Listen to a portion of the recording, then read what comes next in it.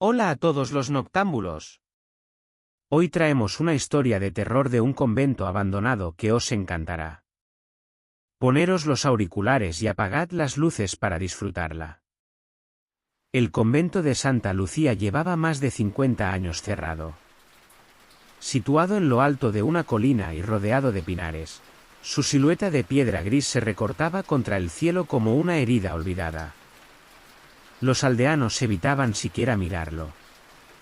Decían que en sus muros aún resonaban cánticos apagados, lamentos de mujeres que nunca salieron de allí y campanas que repicaban solas en noches de tormenta. Cuando Lucía, una joven estudiante de arquitectura, encontró los planos originales del convento en una biblioteca de la universidad, algo despertó en ella. El edificio había sido clausurado en 1971 tras una investigación eclesiástica que nadie quiso detallar. Lo describían como inapropiado para la vida consagrada. Pero lo que más le llamó la atención fue una nota garabateada a lápiz en un margen. Ella aún camina por los pasillos. Lucía organizó una excursión con un pequeño grupo de compañeros: Javier, su amigo de la infancia; Marta, amante de lo paranormal; y Andrés, que llevaba siempre una cámara en la mano. Llegaron al lugar al anochecer, entre neblina y viento helado. El portón de hierro oxidado se abrió con un quejido largo y profundo, como si el edificio los estuviera recibiendo. El interior estaba cubierto de polvo y moho, con vitrales rotos y muebles podridos por la humedad. Las paredes estaban adornadas con crucifijos torcidos y retratos de monjas cuyos ojos parecían seguirlos. Marta notó algo grabado en el marco de una puerta: non dormiat in luce. Que no duerma en la luz, tradujo en voz baja. Pero fue al llegar al claustro central cuando el aire cambió. Hacía frío, un frío que no venía del clima. Javier se detuvo en seco. Frente a ellos, una figura vestida con hábito negro se desvanecía entre los arcos. ¿Habéis visto eso?, preguntó él, con la voz temblorosa. Nadie respondió. Solo el eco de un susurro recorrió el patio. ¿Lucía? El susurro fue tan real que Lucía se giró de golpe. Pero detrás de ella no había nadie. Solo una vieja fuente cubierta de musgo y las columnas que sostenían la galería. Marta alzó la linterna hacia los arcos por donde desapareció la figura, pero no había rastro alguno. Andrés ya tenía la cámara encendida. ¿Estás grabando?, preguntó Lucía. Desde que hemos cruzado la puerta. Si eso era una monja, lo pillé. Pero al revisar la grabación, no había nada. Solo unos segundos de imagen distorsionada, como si algo hubiese interferido. Un zumbido grave salía del micrófono, inhumano, denso. Marta intentó bromear, pero su risa se notaba forzada. Exploraron las salas laterales del convento. Habitaciones pequeñas con camastros de madera, libros de oraciones carcomidos, rosarios rotos. En una de las celdas, Lucía encontró una Biblia con las páginas arrancadas. Solo quedaba la cubierta y una nota doblada entre los restos. Ella no perdona. No vengas al toque de las campanas. Las campanas. Fuera, la torre aún conservaba su vieja campana de bronce, cubierta de telarañas. La cuerda colgaba en el centro del pasillo que llevaba a la capilla. Era gruesa y estaba desgastada por el uso. Demasiado reciente, pensó Lucía. Mientras descendían por una escalera estrecha hacia el sótano, el aire se volvió más húmedo. Olía a tierra mojada, a incienso rancio. Allí, encontraron una puerta de madera reforzada con hierro, entreabierta. Dentro, había un pequeño cuarto con una silla de confesionario y restos de cera por el suelo. En las paredes, nombres escritos a cuchillo. Todos femeninos. Todos repetidos. Lucía. Lucía. Lucía. Javier tragó saliva. ¿Qué broma es esta? Lucía retrocedió, su rostro pálido. Esto no estaba aquí antes. No puede estar aquí. Y entonces, sonó una campanada. Una sola. ¿Clara? ¿Lenta? Justo encima de ellos. Todos se quedaron paralizados. No había viento. Nadie había tocado la cuerda. Andrés apuntó hacia la puerta. La cámara parpadeó. Y en el visor, El grito de Marta rompió el silencio cuando vio el rostro en la cámara. Andrés bajó el visor, pero ya no había nada. Ni rastro del espectro, ni de la sonrisa. Solo el zumbido grave volvió a colarse en la grabación, más intenso que antes. Parecía una voz oculta entre frecuencias, como si alguien hablara desde el fondo de un pozo. Lucía no podía apartar la vista de los nombres grabados en la pared. Todos idénticos al suyo, escritos con una violencia que astillaba la madera. Las letras aún rezumaban humedad. Aquello no era viejo. Aquello había sido escrito hace poco, o justo en ese momento. Hay que salir de aquí, dijo Javier, tenso. Esto ya no es una excursión. Es una locura. Pero al volver sobre sus pasos, la puerta que habían dejado entreabierta ahora estaba cerrada. No solo cerrada, parecía sellada con clavos viejos y una cruz invertida tallada en el centro. Nadie recordaba haberla visto así. No lo entiendo, susurró Marta, encendiendo otra linterna. Esto es imposible. Volvieron a subir por la escalera, pero en lugar del claustro, el pasillo daba a otro lugar. Una galería más antigua, de techo abovedado y con antorchas apagadas a lo largo de las paredes. No recordaban haber estado allí. No era parte de los planos. ¿Nos hemos desorientado?, preguntó Andrés. Lucía negó con la cabeza. El convento ha cambiado. Avanzaron entre ecos sordos y crujidos que no podían explicarse. Entonces llegaron a una gran puerta de hierro oxidado con un letrero en latín, Ad Cellam Poenitentiae. La celda de penitencia, tradujo Lucía, en voz baja. Dentro, la temperatura descendió bruscamente. El suelo estaba cubierto de ceniza y en el centro, una silla de madera con grilletes. Frente a ella, un espejo agrietado. Javier se acercó, curioso. ¿Qué hacían aquí? Lucía revisó un viejo diario que encontró en un rincón. La escritura era temblorosa, castigo por ver, castigo por hablar. El silencio es obediencia. Y ella lo exige. Andrés, de pronto, apuntó la cámara al espejo.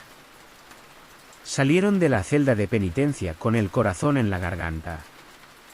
El pasillo parecía más estrecho, como si las paredes se hubieran acercado. Cada paso crujía, y los ecos se multiplicaban, devolviéndole sus propios murmullos como si otra voz los repitiera al fondo. Marta no dejaba de mirar hacia atrás, segura de que alguien los seguía. Tenemos que encontrar la salida, insistió Javier, sujetando una vela encendida que había recogido del suelo. Lucía se detuvo ante una puerta de madera maciza. Una inscripción grabada a fuego decía, Inés Sancta. No abrir. No estaba en los planos, ni la habían visto antes. Pero algo la empujó a girar el pomo. Dentro, había una celda más grande, con las paredes cubiertas de dibujos infantiles, cruces, ojos que lloraban sangre, y siluetas de monjas con la boca cosida. En un rincón, descansaba un camastro cubierto de harapos. Encima, un pequeño diario escrito con caligrafía temblorosa. Lucía lo abrió. Hoy me han encerrado otra vez. No hablo, no desobedezco, pero dicen que veo cosas. Madre Eugenia dice que es el demonio dentro de mí. Pero yo sé que no es así. Yo no miento. La monja sin rostro viene por las noches y me susurra canciones. La firma era de una tal Inés R.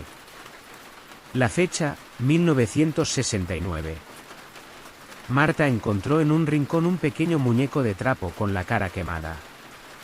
Al tocarlo, se oyó un golpe seco en la pared. Todos se giraron. Golpes. 3. Rítmicos. Como si alguien estuviera golpeando con los nudillos desde el otro lado del muro. Andrés se acercó y puso la oreja. Hay alguien ahí dentro. Javier, tembloroso, empujó una estantería apoyada contra la pared, revelando una puerta oculta. Lucía la abrió despacio. Detrás, una habitación aún más pequeña. No tenía ventanas. Solo un símbolo grabado en el suelo con sangre reseca. Y cadenas. Cadáveres de pájaros colgaban del techo. Casi todos descompuestos. Todos sin ojos. Y en el centro, un pequeño crucifijo partido por la mitad. Entonces, el diario cayó al suelo. Se había abierto. El grupo ya no hablaba. Cada paso resonaba como una sentencia, cada sombra parecía moverse. Marta apretaba el muñeco de trapo con fuerza, como si eso la protegiera. Andrés no dejaba de grabar, pero la cámara parpadeaba sin parar.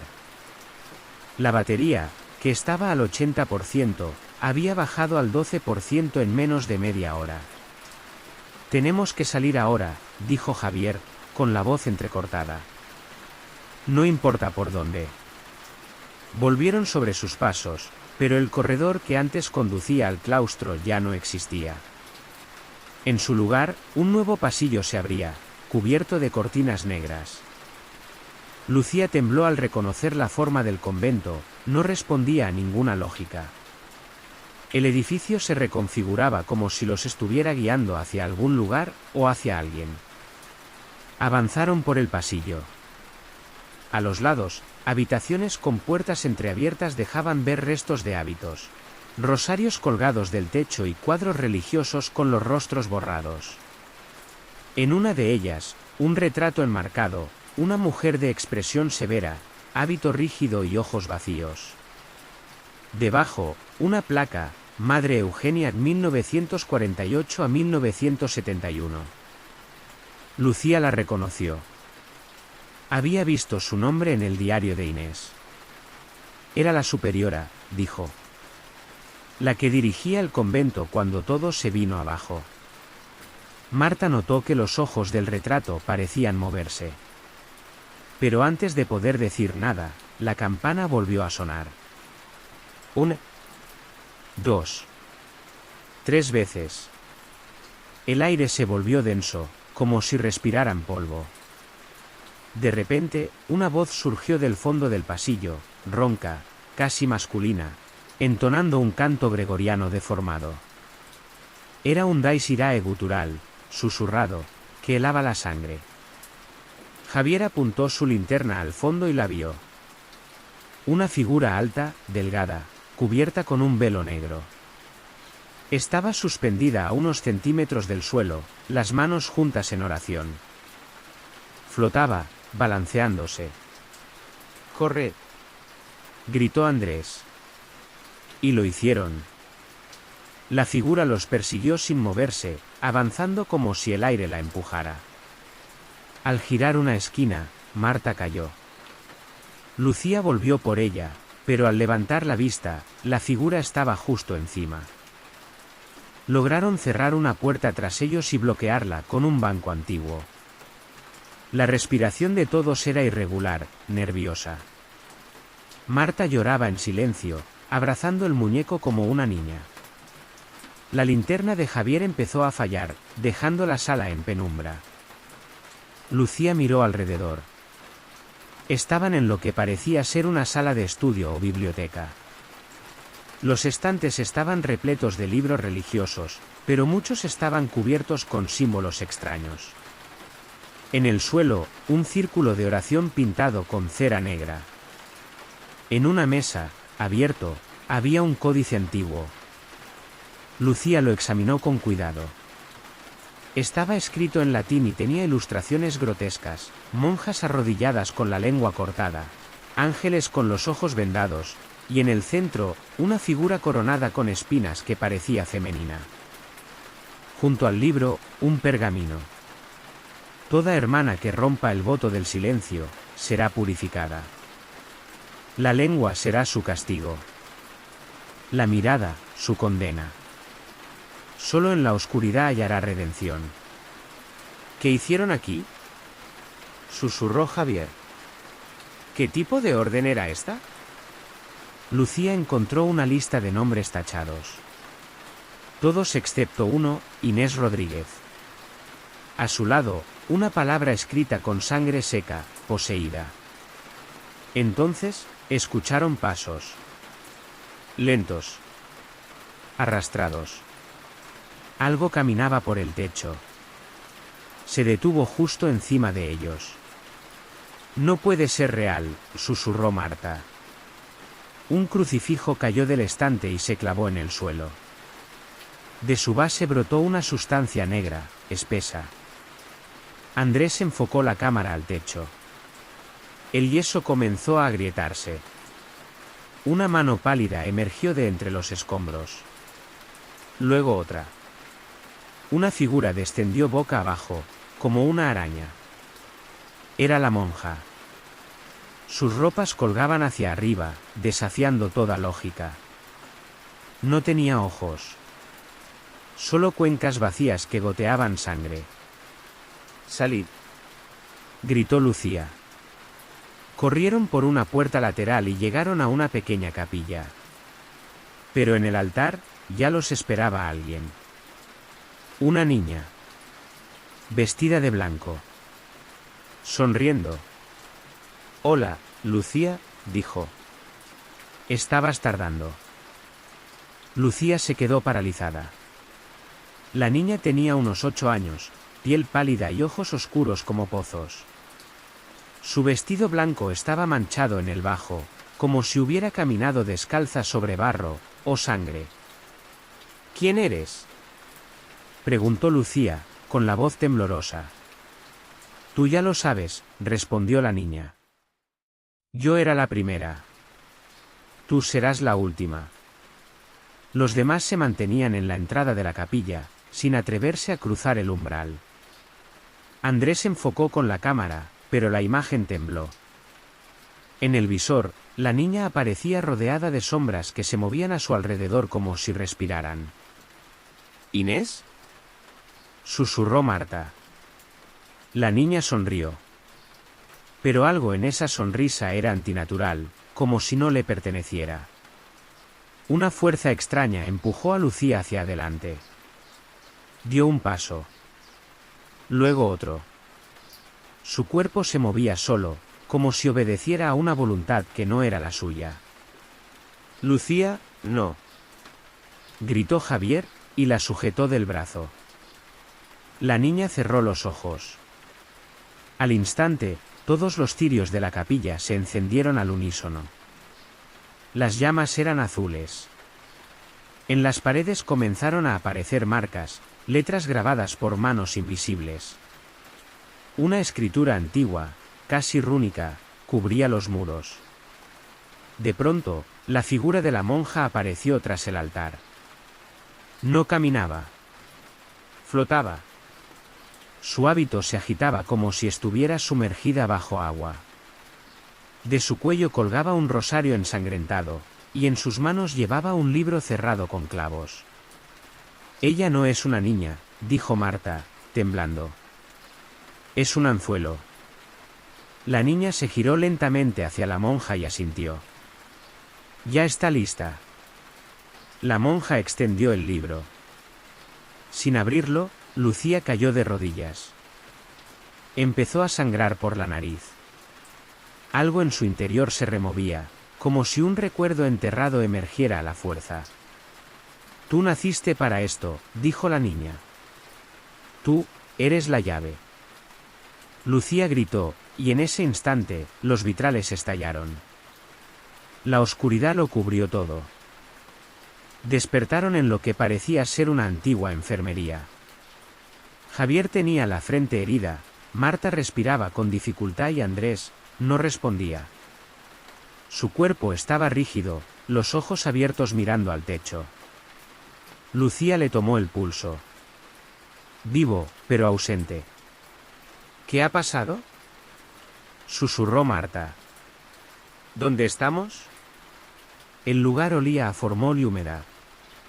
Camillas oxidadas, armarios con frascos rotos, y al fondo, una gran cortina blanca empapada en algo que parecía sangre vieja. Lucía intentó incorporarse, pero le costaba. Sentía un peso en el pecho. Como si algo la atara a aquel sitio. Javier encontró una caja de madera en un estante.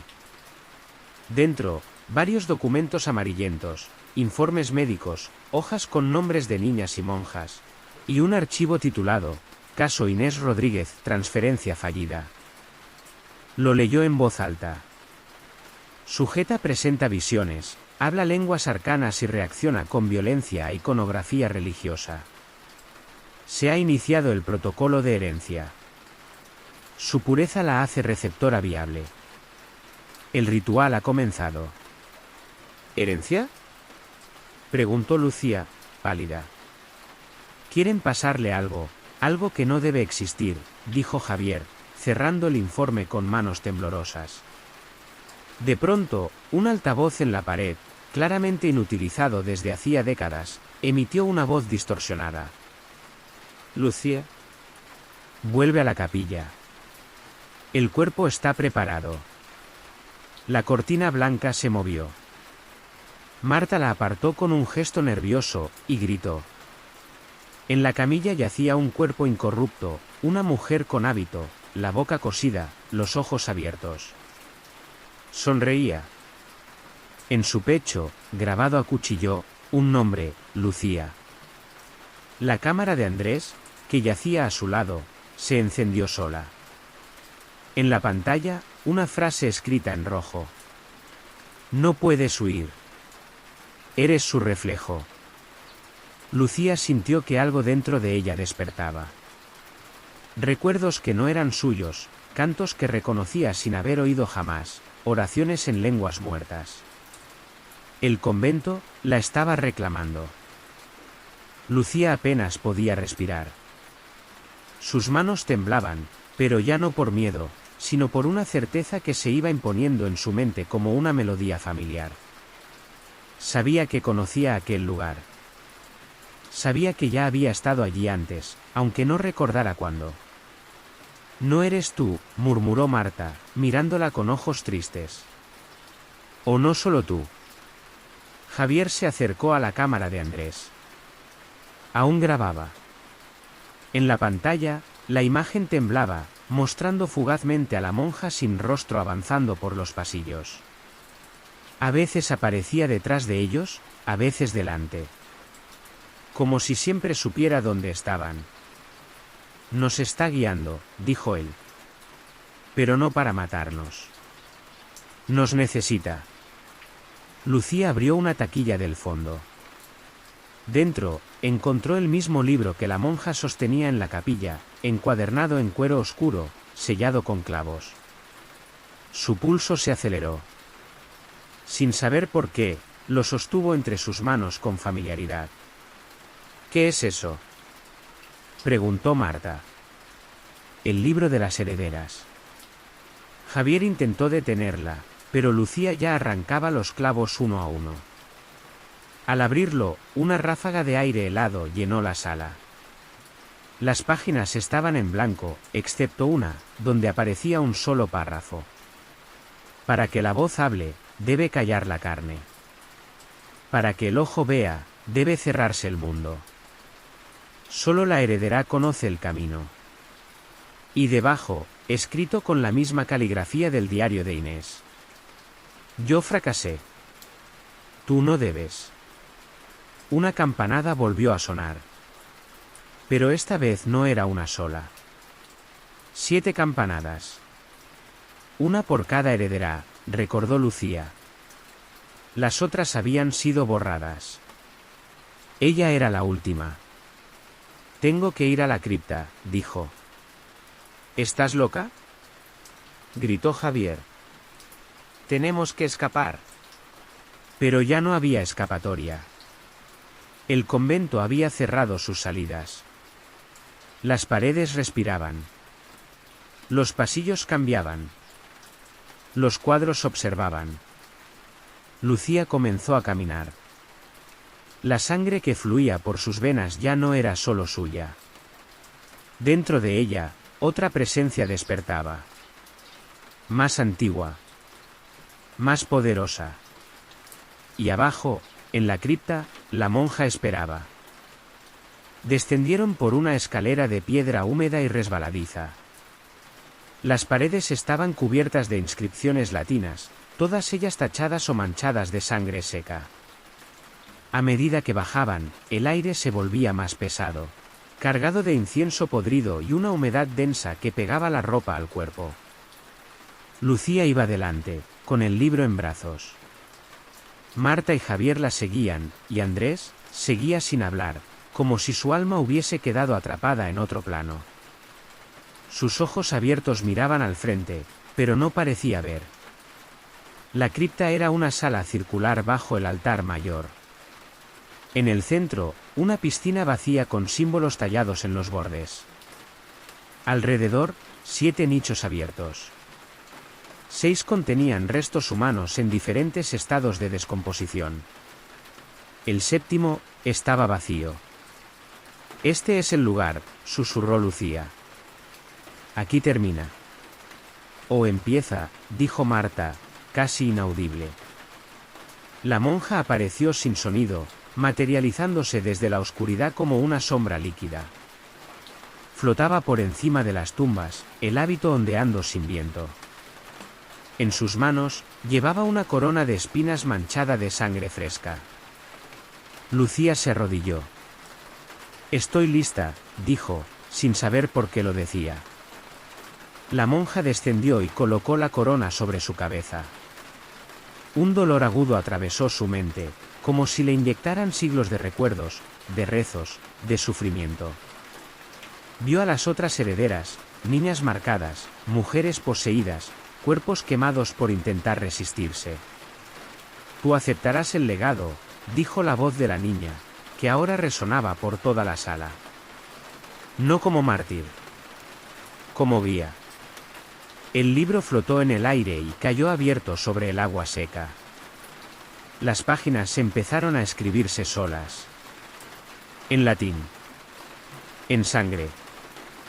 Javier intentó acercarse, pero una fuerza invisible lo arrojó contra la pared. Marta gritó. Andrés empezó a reír. Lucía se levantó. Sus ojos eran ahora completamente negros. «Ella vive en mí», dijo. Y entonces, la campana repicó por última vez. Una grieta cruzó el suelo. Y el convento empezó a despertar.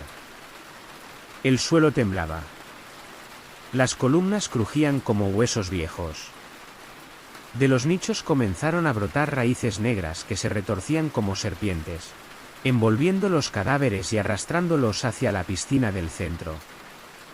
El agua, antes seca, comenzó a manar desde el fondo, espesa y oscura como tinta. Javier gritaba, atrapado por una de esas raíces, mientras Marta forcejeaba junto a Andrés, que ahora reía sin parar, los ojos completamente en blanco. Lucía no se movía. Estaba de pie sobre el símbolo central, el libro flotando ante ella, las páginas girando solas como agitadas por un viento invisible. La monja se colocó a su espalda, y sin tocarla, se fusionó con ella. El hábito flotó en el aire un instante, y luego desapareció. Lucía abrió los ojos. Eran completamente blancos. Su voz resonó, pero no era solo suya. La fe se pudre. La luz miente. Solo el silencio es eterno. La piscina rebosó. El agua negra se extendió por la cripta, trepando las paredes, cubriendo los símbolos, borrando los nombres. Marta gritó al ver cómo Andrés era arrastrado hacia el fondo por manos que surgían del líquido. Javier, moribundo, alcanzó a ver a Lucía avanzar hacia él. Ya no tenía expresión. Su rostro era sereno, pero vacío. «Tú, no eres ella», susurró. «No», respondió Lucía. «Ella era mi recipiente». Extendió la mano. La cabeza de Javier giró con un chasquido seco. Y luego, el silencio. Una semana después, un grupo de rescate enviado por el ayuntamiento encontró el convento en ruinas. Las paredes habían colapsado, la cripta había desaparecido. No encontraron cuerpos. Solo una cámara de vídeo parcialmente fundida, donde aún se podía ver un único fragmento reproducible. Lucía, de pie ante la cámara, con hábito negro y la corona de espinas. Sonreía. «No es un lugar maldito», decía. «Es un templo. Y pronto, se abrirá otro». La imagen se cortó. La cámara ardió espontáneamente. Desde entonces, cada medianoche, la campana de Santa Lucía vuelve a sonar. Aunque ya no queda nadie vivo para hacerla sonar.